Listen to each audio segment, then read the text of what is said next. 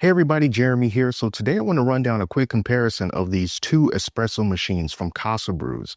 Now these two are a couple of their more affordable options, and at a glance they look very similar, but there are some key differences that I want to tell you about today. So let's start with this one here. This one is the Casabrews 3700 Essential, and it sells for around $100. And this is just going to be your basic espresso machine. It's got some good features, but this is really something for people who just want a machine that's going to get the job done. Doesn't have a lot of frills or bells or whistles. Maybe you don't want to be a coffee connoisseur. You just want to get a good shot of espresso so that you can make your coffee. This is what you are going to want.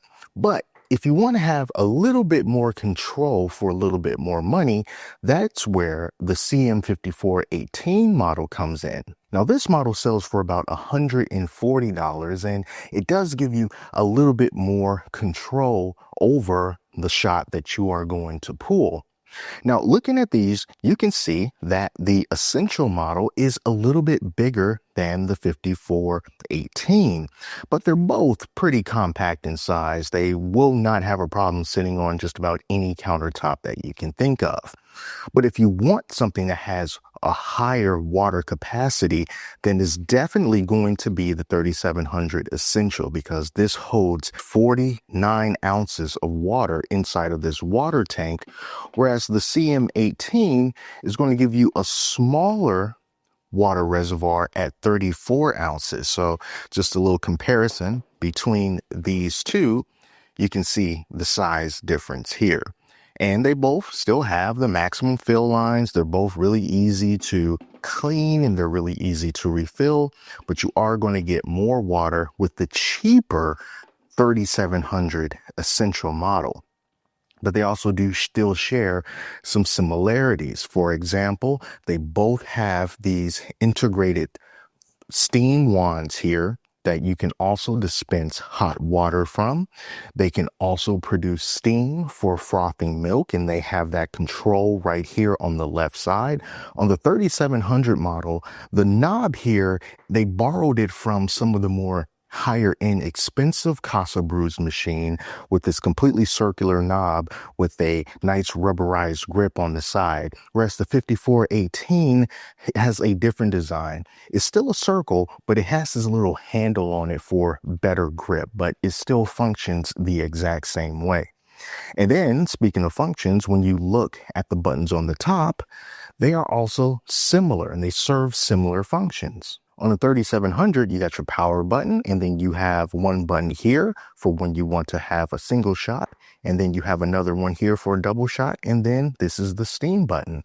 And then moving it over to the 5418, there is your power button here, and then your 1 cup, your 2 cup, and again, your steam function. So they are the same functions there.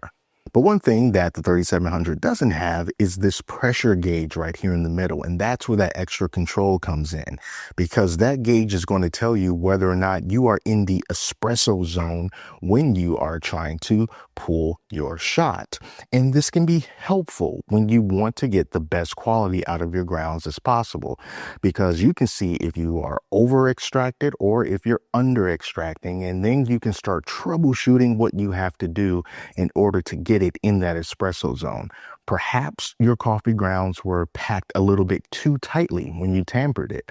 Or if you ground your own coffee beans, maybe they're a little bit too coarse, or maybe they're a little bit too fine.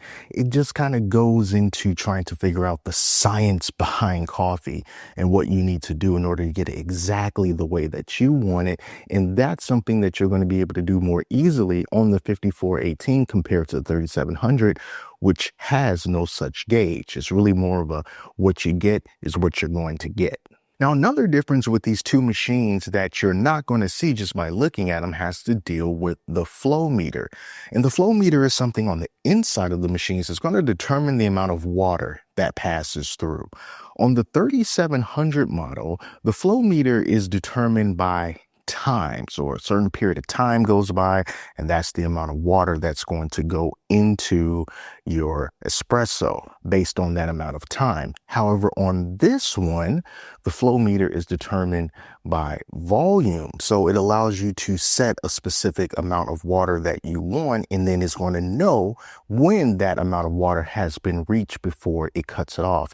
It doesn't determine it by time. It actually takes the volume of the water into consideration before it stops. And that once again gives you more control over what your final product is going to be. So time-based flow meter versus volume-based flow meter. And that can be pretty important to some people. And that's what you get for around $40 more.